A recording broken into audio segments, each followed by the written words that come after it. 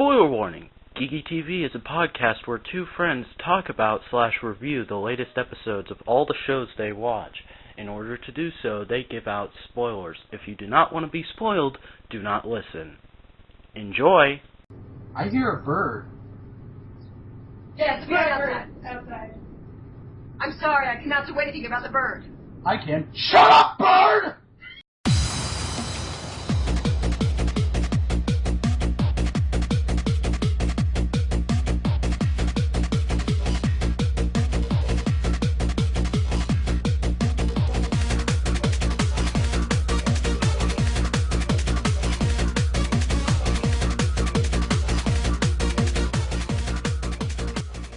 Hello and welcome to Geeky TV. I, of course, am your host, the Vacuuminator, and I am, of course, joined by my co-host, Callie Carey Shoka. Hello! Hi, guys!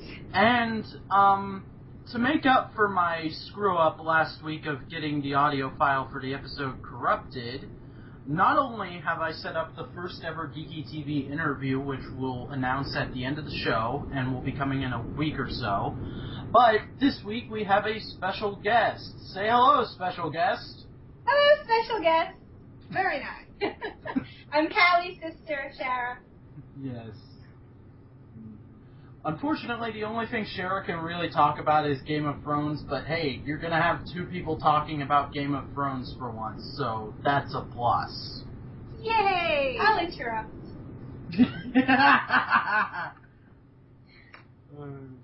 Are you just going to be yelling, interrupting Callie the entire time? No, it's interrupting Walrus.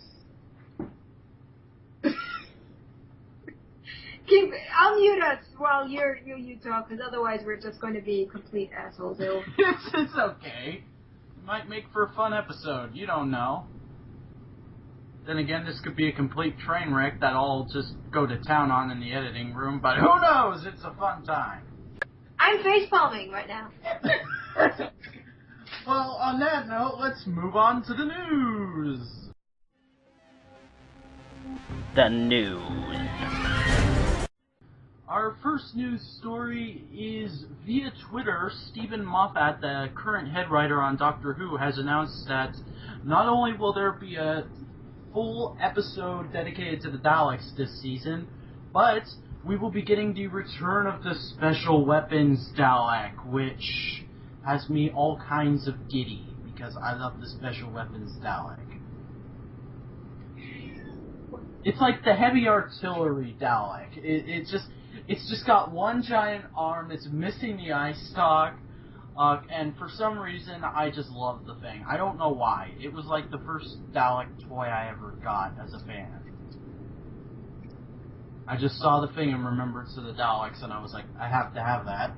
Cartoon Network is going to, for the first time ever, be showing in Canada starting on the 4th of July this year.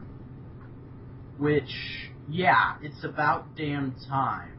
I'm actually kind of excited to see what some of my friends think of Cartoon Network, because I know I have a lot of Canadian friends, and most of them watch shows that are on Cartoon Network, but you know, they don't actually have an opinion on Cartoon Network of itself. They just say, I like this show. And personally right now, Cartoon Network is not my favorite channel, but that's a rant for another day. So yeah, I just thought that would be interesting to mention, since pretty much up until now, everything that airs on Cartoon Network has been airing on Teletoon up there, so that channel's probably going to go out of business now. Anyways, moving on.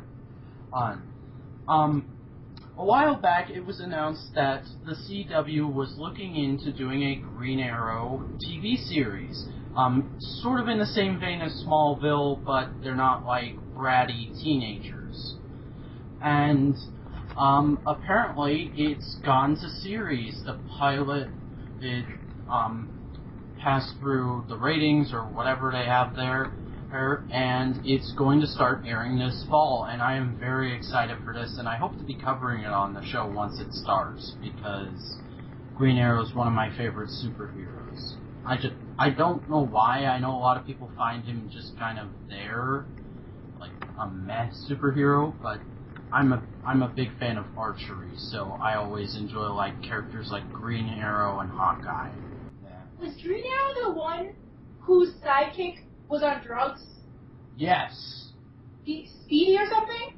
Yes. And then Yes! How the hell do you know these things?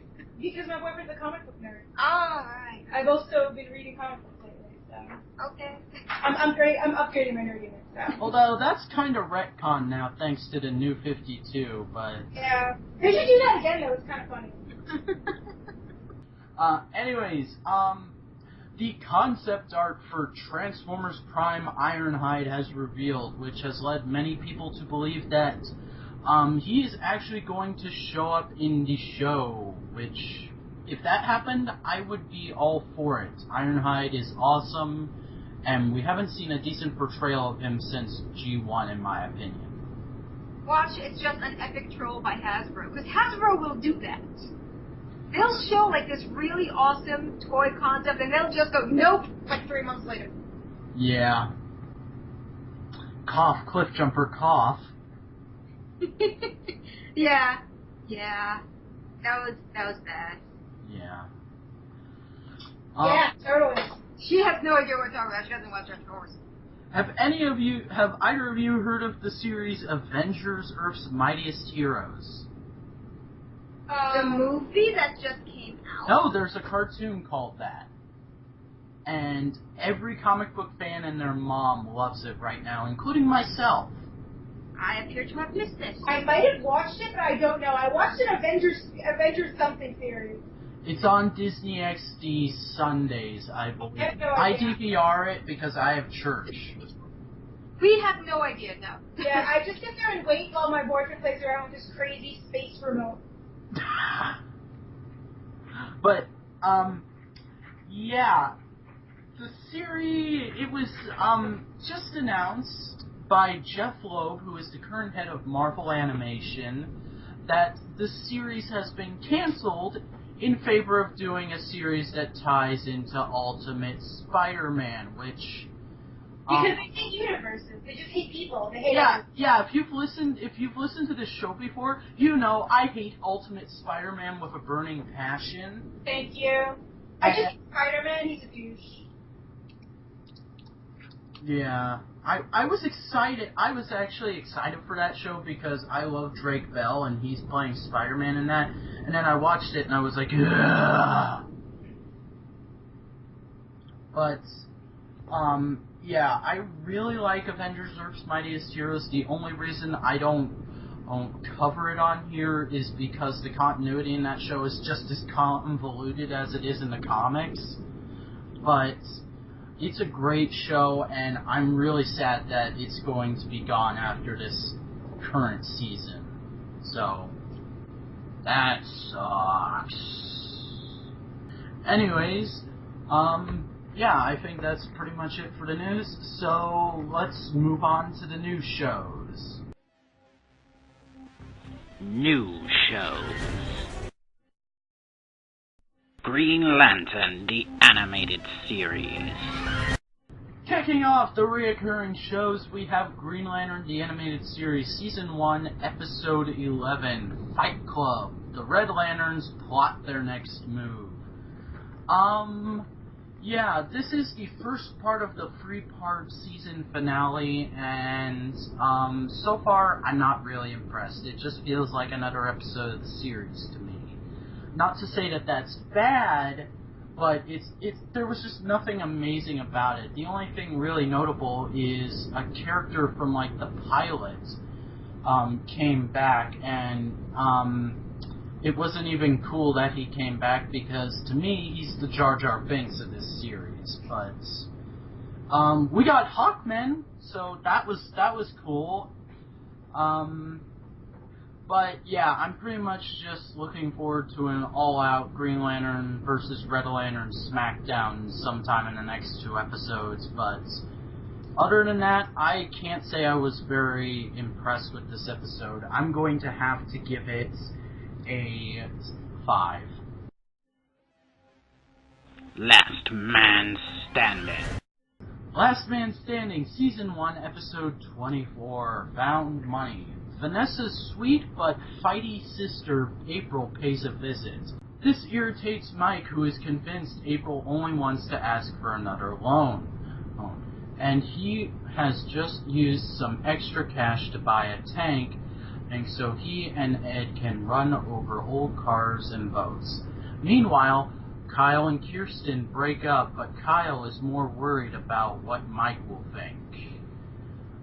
This was the season finale of this series, and I have to say, it has come a long way from the first episode, which was very good, but ever since then, it's been very bumpy, like on and off. I will like it. But these past 3 episodes have really hit it out of the park, and this is the best of the batch. I am very happy that it got picked up for a second season, and I hope more people start watching it, because I keep talking to people about the show, and I always get this exact thing back.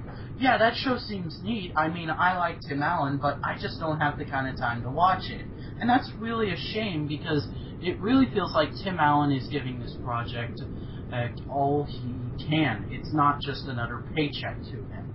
And it's really funny most of the time. So, this episode in particular was, of course, very good. I got a real kick out of the whole tank gag.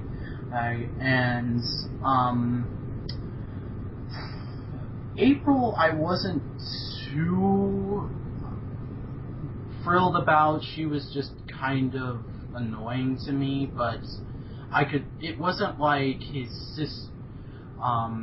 wasn't like Mike's oldest middle daughter annoying. April was just kind of like, I can bear through this. It's not horrible, but yeah, I'm going to give this episode an 8. The Legend of Korra. The Legend of Korra, Season 1, Episode 6, and the winner is... Korra and the Firefarers prepare for the Pro Bending Championship while Amon threatens an attack on the Pro Bending Arena via the radio. The Council unanimously agrees to canceling the Pro Bending Finals.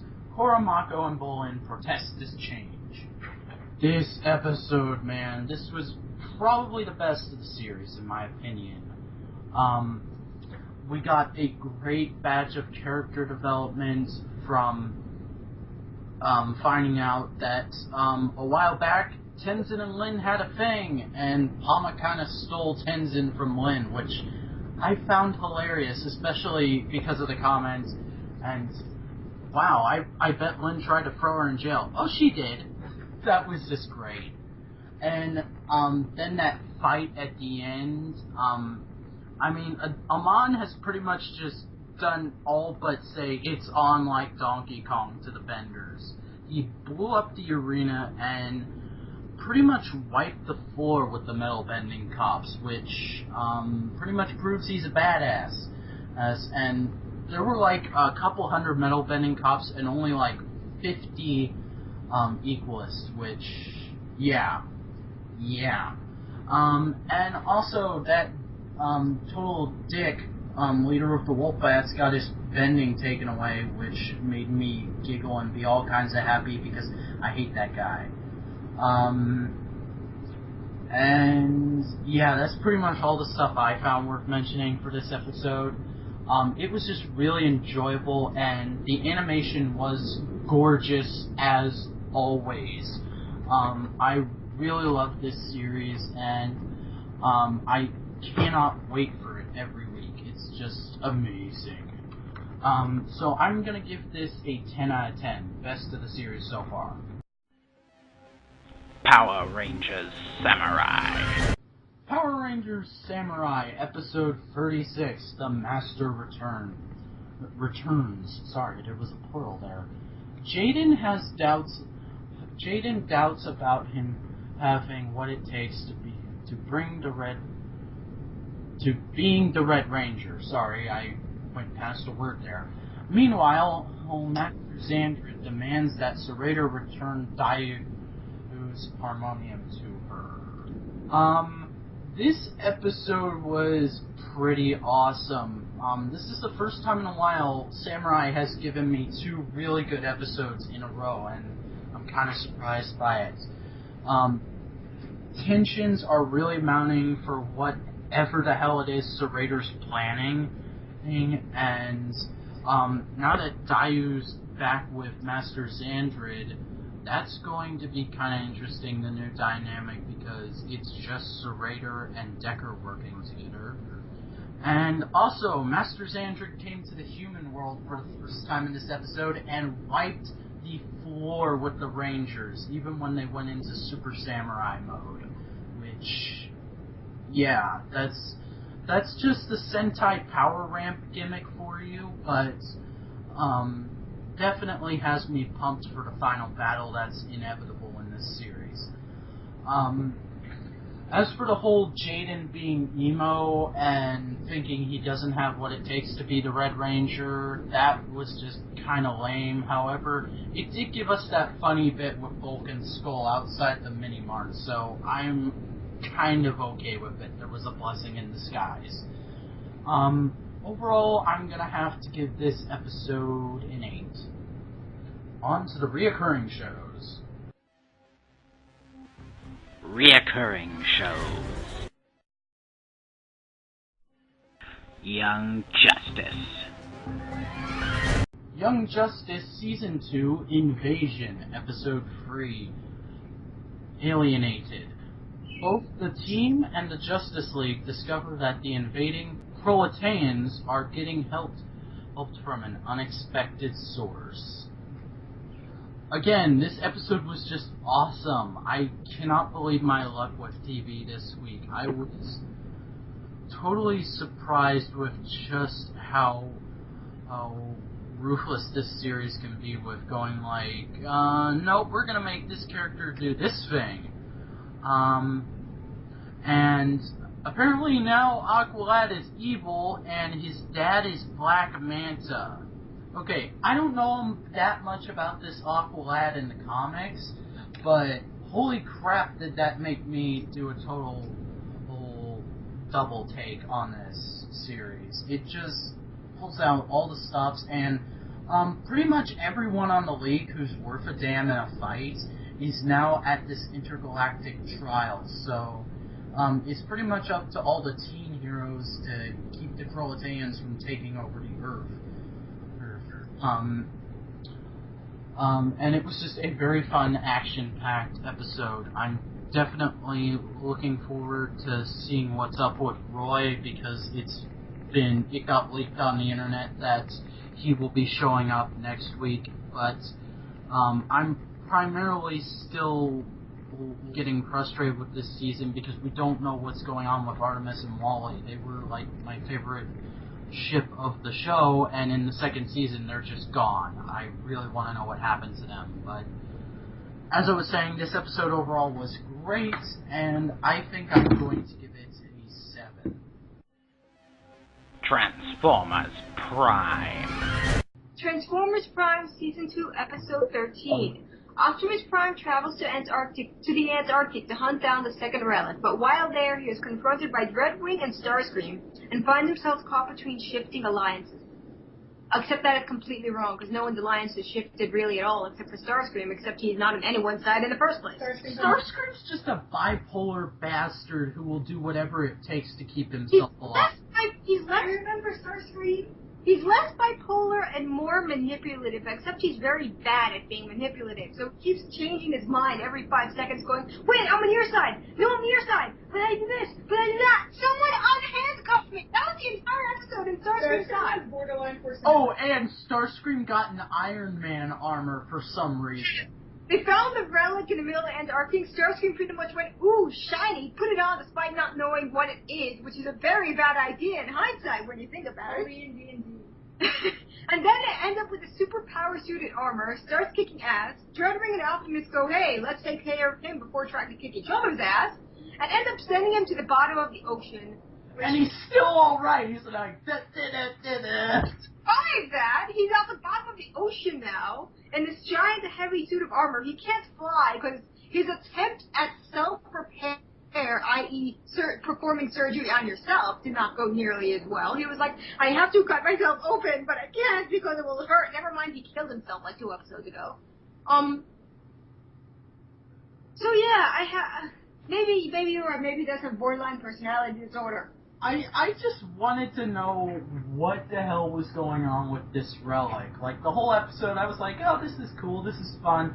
And then Starscream put that thing on his chest and turned into Iron Man, and I'm like, what the fuck, show? It was a suit of armor, essentially, which makes no sense. But they're giant robots! They don't need armor suits! It looks like a hat.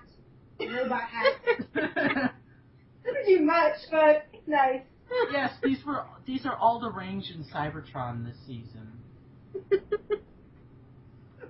Wait, I'm confused. Did they find that on Earth? Yeah, they found it on Earth. In the season, the relics, Cybertron relics were hidden on Earth like millions of years ago. One was under Manhattan, which they did nothing except they wanted to put someone with a Brooklyn accent in there. So that was my entire theory, why they hid it on Manhattan. I hated that episode. Like that. Because most of us do. I know like 2 people that have accents like that. Most people have New York accents, live in New Jersey. Later on, we'll have to talk about that. Yeah, from New York. And that was a horrible accent. Yeah. In that particular episode, they walked right into an open subway with guns, with giant robots. They just walked in there. Because that works in New York. construction happens in big city. No guards, no nothing. Just walk into an open subway with giant robots and cars. That's why I was like, we don't do this in New York. I can't even go into the subway with a freaking art portfolio. Yeah. Can we keep focused on this week's episode? No! I am a distractor. Distraction. No, distractor. Like a robot. Okay. Distractor con.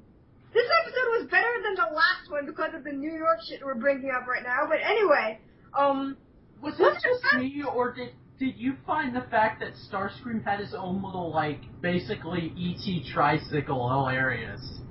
Yeah, Starscream can't fly because he lost. Starscream. He essentially lost the equivalent of his liver and can't fly now. Don't ask, I'll explain later. What? Yeah. He drinks so much he can't fly. No, that's not what he had. You know that old sequence where someone wakes up in a tub covered in their own blood with thanks for the liver or thanks for the kidney written on the wall? No, I can't say I've ever experienced that. No, I mean, it's not that trope. But that's pretty much what happened. I'll explain later. But anyway, he couldn't transform, so he had this little Zoomer bike thing, and he literally just rides across the Arctic on his bike, going like 3 miles an hour, and it was adorable. I was like shouting at my TV, "I'll get you, my pretty!" And my mom's like, "What are you doing?" I'm like, "It's hilarious. You should just watch." But yeah, that was pretty random and hilarious, and I liked how every time he's shot down by the Decepticons, he keeps trying to go, "I am your leader," as if they will listen to him. They did once, I'll give him that.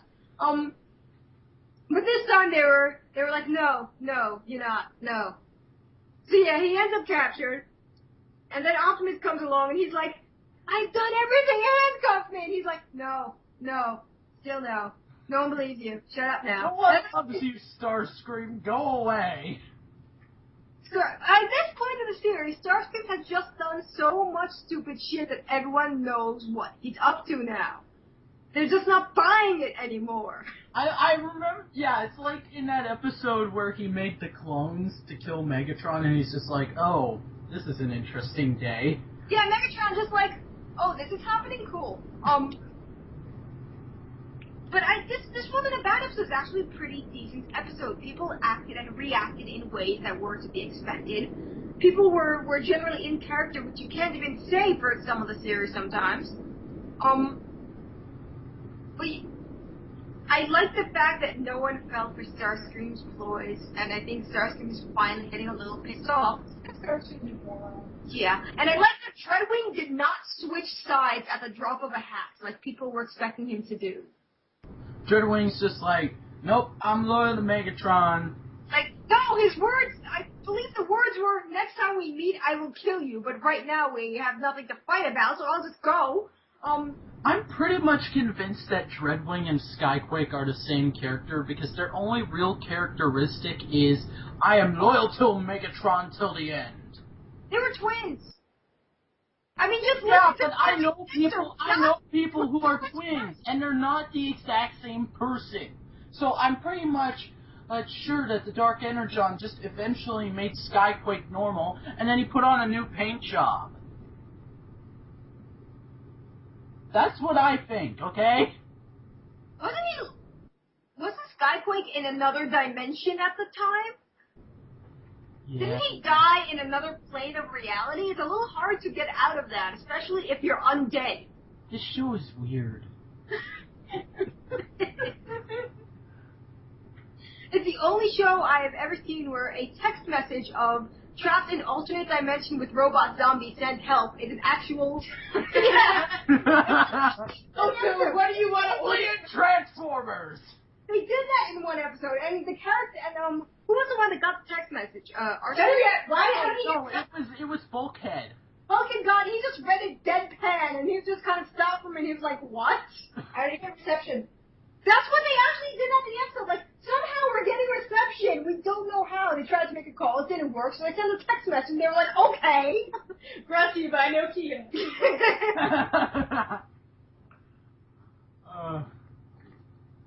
But yeah. Yeah, this episode was enjoyable, and I was actually kind of at the end up until Starscream got the relic. I don't know if anyone else was, but I was having flashbacks to the second level of the Armada game. Because in that game, in the second level, you're in the Antarctic and you're fighting Starscream. So I was just kind of like... Never played that game. I have that game and I play it from time to time. It's not as bad as people make it out to be. I'm giving this episode an 8. This was pretty good. Yeah, an 8 sounds fair. And you just know Starscream is going to walk across the ocean until he finds land. Yeah, he's just gonna walk up on some beach and some guy's gonna be like, well, no more margaritas on the beach for me. Fringe. Fringe, Season 4, Episode 22, Brave New World, Part 2, which is also the season finale. Fringe is getting... Other shows had their season finale this week. Yeah, but Fringe has been renewed for one more season, and I think the next one is going to be their last one. But Fringe, this was a continuation of the last episode, Part 2, and it brought around a lot of interesting things. The last episode, the bad guy, who I keep forgetting his name. Oh my god. John. Bob. I think it was something like David Robert Jones or something to that Yeah, effect. it's close. I would have gotten to that eventually. Quiet, please. He was killed in a fairly dramatic fight sequence involving telepathy. Fringe. And it ends up being revealed that, why do I keep forgetting names? David? No, god damn. Alternate! No, actually I went over this. The other reality was locked off, except it not completely wasn't. This is I something know, I just can't get over the name Walterman. Walternate?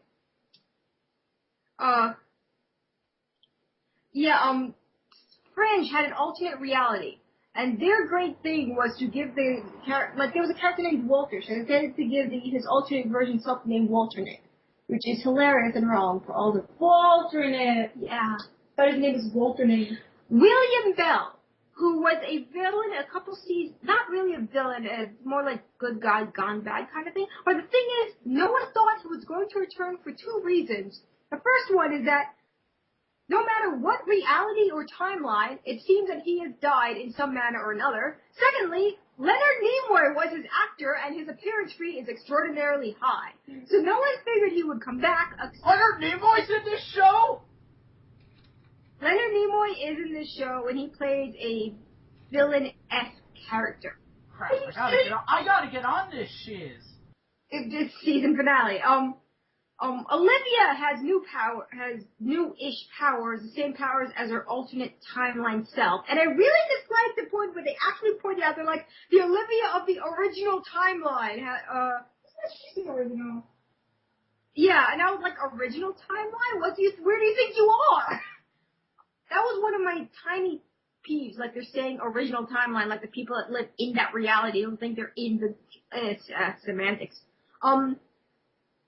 They bring a dead woman back to life temporarily to interrogate her. The woman who, Because that works so well. was supposedly a victim of a nanite attack. Last episode, came back, captured an observer or something. They freed the observer after he got shot.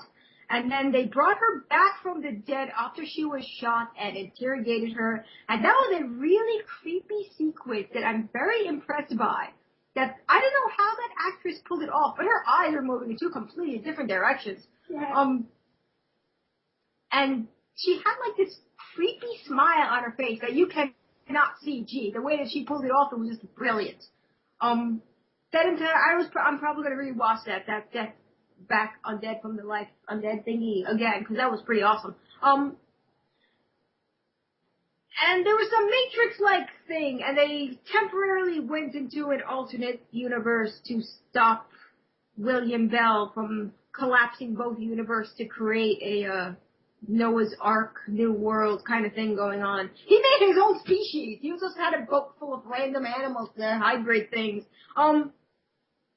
But yeah, apparently Olivia was being used as a battery, except no one knew it, including her. As long as she was alive, the whole thing was going to happen. So Walter shot her dead, just there. I hate it when people Isn't Walter her dad? No, Walter is Peter's dad. Walter is a friend of Pig, and he was like, oh, he didn't say anything. William Bell was like, Olivia is the battery. Olivia is the key to this whole thing. And then Walter just turned around and shot her. That was it. Walter's just like, fuck it. Just kidding, dude. Yeah, and then William Bell vanished probably into whatever timeline reality he came with by ringing a bell, which I guess is a pun on his name, which was terrible, writers. But then they bring Olivia back to life, and they end the season pretty much with her going, I'm pregnant, which was a surprise to nobody. And is not, in fact, the first Olivia to be pregnant with Peter's child, and will probably not be the last. So, Her babies will have superpowers. alternate timelines, alternate realities. There were 2 different Olivias at one point. This is probably a 3rd. Also, LOL, sorry I killed you, Olivia. Yeah. You're gonna be your baby's grandfather. Yeah. No hard feelings? Yeah, something tells me I'm not letting Grandpa babysit that much. But Peter is no longer trying to get back to his own reality. Everything's hunky-dory. Everyone is apparently alive. They have a boat of animals. I don't know what they're going to do with that. San Francisco Zoo, go! A boat of hybrid animals, some of which used to be people. So I don't know what they're going to do with that. If they're even going to ever mention it again. Just forget about it. Yeah, Somewhere in their basement. Yeah. William Bell is still alive, but who the hell knows where the hell he is now? Or rather, one of the Williams. Once you involve alternate timelines and alternate realities, things get very confusing. I think they actually got so confusing that that Peter is no longer trying to get to his main reality anymore. He just kind of gave up trying to make sense of things, and he just kind of settled down with this version of Olivia, who has the memories of his main timeline anyways. There he's just kind of like, okay. So yeah, and now they're going to have a baby. Fun times on Fringe, huh? Yeah, this episode actually, it was a decent enough season finale. Had some weird moments, but it's Fringe. It's Fringe. It was Fringe, aka Mindfuck Central. Yeah, I hope we get to see the alternate reality again. I kind of like them. They love the character there. One of the guys, when they blocked off realities, when they separated because they thought it was the best way to stop the collapse of both realities, ended up they didn't need to have to do that. So who knows? To just screwed him for no reason. Yeah. One of the characters was like, you know what, I'm going to stay over there. His alternate self is dead in that reality. I have no idea how they justified him suddenly being alive again there. He just took over. He was at his own funeral. It was kind of weird that way. Technically his own funeral. He knew his other self. It was actually kind of nice. Kind of weird. But yeah, anyway, 9. Hello, car. Game of Thrones.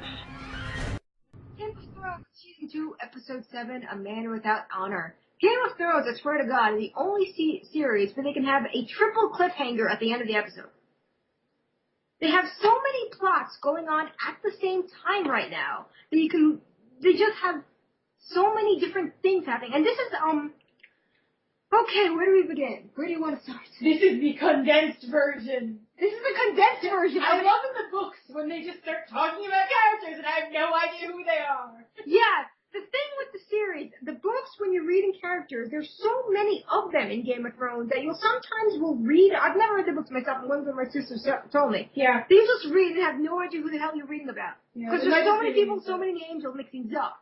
TV in the series on HBO, it's a little easier because you have like this visual connection, which is why I can't remember half their names anyway. I know them mostly as where they are, what they do, and I still sometimes mix them up, mostly be the brothers that look alike. It's weird because they don't actually look alike.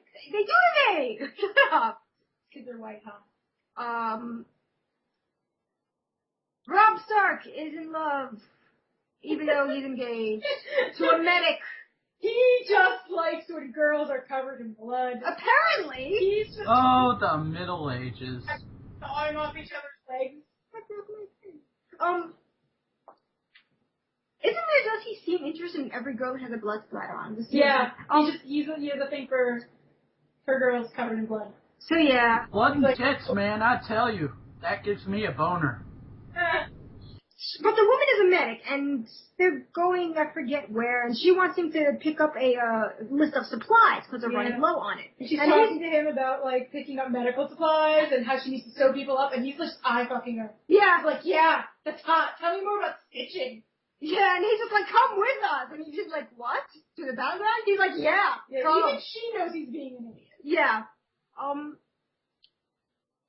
Snow in the north. Oh, John. Oh, Jon. Regret. However you pronounce her name. Who's a wildling that he has captured, and she's just like, no, we're not wildlings, we're like a free folk. We don't worship any king, we're just having fun out here. Yeah, we're Vikings. Scatter, like, just... And she manages to figure out in the span of 3 seconds that he's never had sex with a woman in his life, and she makes fun of him for a good 5 seconds. She can, like, smell it on him. Yeah, and she's like, I smell virgin. And she's like, let's do it right here in the dirt. He's like, no. And she's like, okay. Then he kicks him down, runs off, and then he's surrounded, cliffhanger number 1, by more wildlings. She's like, you should have fucked me when you had the chance, man. Yeah. She just wants to put on a show for her buddies. Yeah. Like, hey, that's my dad up there.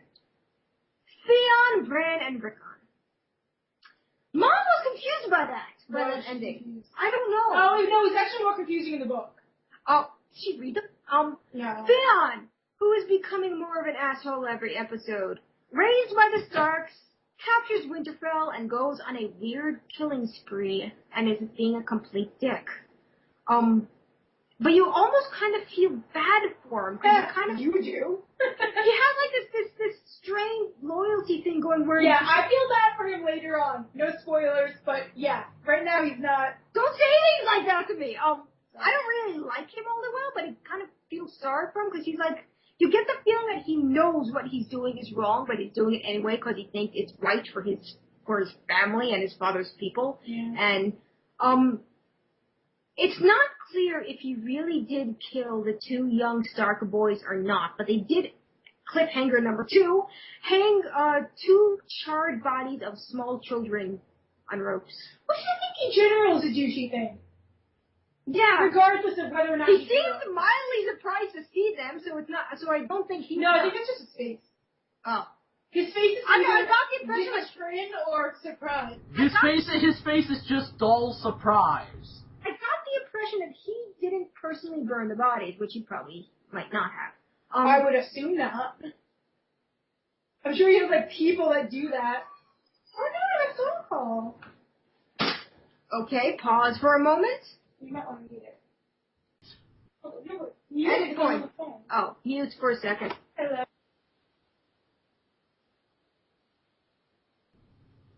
So, yeah. Hi, audience.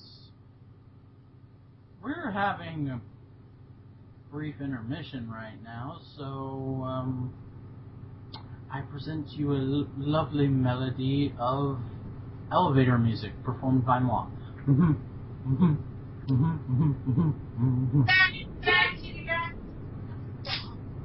What? Okay, Cersei, Tyrion. Cersei is finally realizing that she's fucked.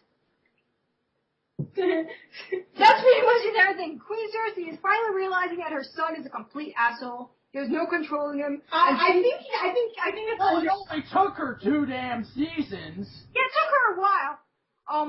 And she's finally realizing that she's raised a complete and total monster. And she even said you can try, even told, Sansa had her first period, which they handled very well. Who handled? The cinematics of the show. They could have yeah. done that much worse than just waking up to a pool of blood in your bed.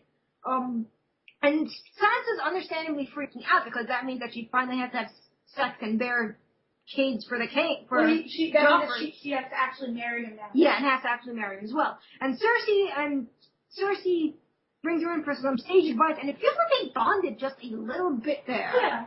I think Cersei actually, she gets her. She's been in the same situation. Yeah. Cersei just told her flat out, you can try to love Joffrey, but love your kids and only love your kids and don't trust anyone else, which is probably the best advice she could have given her, all things considering. And Sansa, I don't know, it feels like they bonded a little. Clearly, you should not trust your children if they're sociopaths. Well, that too. Yeah. But even Cersei was like this, what's the old saying? They roll the dice whenever what's the name called? Baratheon? What? Who are you talking about? Cersei, Tyrion, what's her last name? Lannister. Shit. Really? I mix things up, okay? I'm lucky I remember where I am. So she's Cersei actually says there's an old saying when a Lannister is born, the gods roll a dice. Sometimes they're crazy, sometimes they're not. No, that's Targaryens. The Targaryens, because they were marrying brothers and sisters. Yeah. So. Stop mixing me up! You're mixing you up. Arya. No, Arya. Arya and Tywin have this weird bonding moment where that's how you pronounce his name? Tywin, yeah. Yeah. He's actually pretty cool. He is pretty cool. I really did not expect to like him. Either. And he's just you remind me of my own daughter. I'm like, you're Arya's like Cersei now? Which was not the best comparison because I like Arya and do not like Cersei. But anyway, Arya is becoming more awesome. I know where she ends up. You don't have to spoil me. Well, I won't because it's a podcast and people will listen and go, oh no, spoilers. And Dude, oh my god, spoilers! You just ruined the whole show for me. Holy fuck, dude. Shut up. Arya just becomes exponentially awesome. Daenerys in Karth. This is where they find. I read up on this. This is where they actually kind of diverge from the books, I'm told. Yeah, I don't know what's going on. I don't remember Daenerys being this whiny and emo in the books. Yeah, Daenerys is actually diverting from the book's plot with her. The 13 of Karth, 2 of them team up together and kill all the rest of them. Take the dragon. They're like, come with us. You know what? I'm so confused. There's so much crap that happens in that series. I don't even remember what happened in the book. Yeah, Daenerys goes to the 13 because her dragons were kidnapped, went missing, and she's like, they're like my babies, they're like my children, I need to find them, they will die without me. And the 13, and some of the 13 were like, well, why should we help you? You were threatening us last week. And one of the other 13 was like, well, that's so cruel, I will help you. She was like, how will you help me? I will take you to them because I'm the one who took them. They had a WTF moment. They're in my basement. Yeah. They smile at you creepily. Yeah, and then the 2 that team up kill all the rest of the 13. Daenerys understandably freaks out, but she has no idea what the hell's going on. Face and duck sauce just on a murdering spree. That's what you call him? Duck sauce, yeah. Okay. Everyone else hears it too. His name is, what is it, Garros? Duck sauce. And then they pretty much went, we have your babies, come with us to the House of the Undying. Thank you to them. By they, I think you mean. Just the same guy. Yeah. Many of him, all over the place. Yeah, he has the ability to duplicate himself. I don't know. I don't know if he has that ability. He's himself. Freaking creepy. Mirror image. I don't know. I don't know what that reference. But yeah, then Daenerys understandably freaks out and runs like hell because she has no idea what the hell is going on now. And that was clip cliffhanger number 3. I'm surprised that she ran though. No, cliffhanger number 3 was It's just Game of Thrones. You don't even need to say that cliffhangers. It's always cliffhangers. It's Game of Thrones. No, but Jaime Lannister, Yay! Lady Stark took a sword on him, but they didn't actually show what she was going to do with the sword. So if he's dead or not next episode, I have no idea. But yeah, Lady Stark is a little bit pissed because Jaime Lannister ended up killing his own cousin, then killing a guard, then making a break for it. Got captured within like 10 minutes. Which is kind of sad, because that poor dude was nice to everyone. He killed his cousin. No, not Jamie. His cousin. What's his name? Yeah, His poor guy. He was like nice to everyone. It's like he was even nice to Rob. Yeah. And he's like, oh, by the way, I'm going to kill you now. Yeah. And Jamie gets captured in 10 minutes. Then Lady Stark is kind of pissed because she has to stop people from killing him. Jamie doesn't give a shit. Yeah. He's just smiling. Yeah, he has the Lannister sarcasm that they seem to be born with. Let's face it, a lot of them are pretty sarcastic. We got distracted by cat. So yeah, cliffhanger number 3 with Lady Stark taking the sword out on him, so we'll see how that ends up. Let's be honest though. This is what, the 4th episode that ends with child death in some manner? With the kids It's Game of Thrones. Well, yeah. It's always Game of Thrones Season 2. Kids die! yeah, pretty much. So yeah, I'm giving this episode actually, I'll give it an 8. The Big Bang Theory. Theory, Season 5, Episode 24, The Countdown Reflection. Another season finale for some reason. I don't know, it's just crazy this week. This was a pretty decent episode. I haven't really been into The Big Bang Theory lately, but these past couple episodes have been really funny.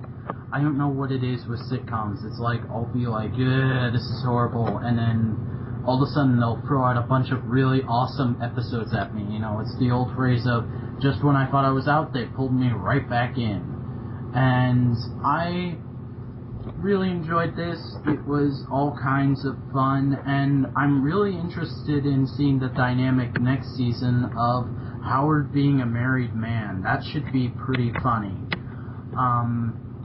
But overall, there's not that much to say because it is The Big Bang Theory. What can you say? It's just a bunch of punchlines about how nerds are weird. But I'm going to give it a 9. So, yeah, let's go to the outro.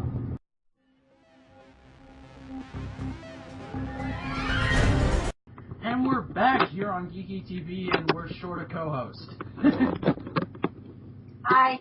Alright, yeah, Callie's sister had to go do things, but hey, we kept her here for most of the episode, so that was lucky. Anyways, yeah, this has been a pretty, good week for TV, just like the past couple weeks. I don't know what it is lately, but for some reason I can't find anything bad with shows I'm watching right now. How about you? What are you doing? I hear squeaking. I'm not making squeaking noises. Maybe you're making squeaking noises and accusing me. No, you're doing something. You're moving something. I know what it is. I ain't moving nothing. Well, you were. You'll hear it in the recording. Yeah, I got nothing. nothing? Nothing. You mean just nothing, or you can't think of anything? Nothing. No.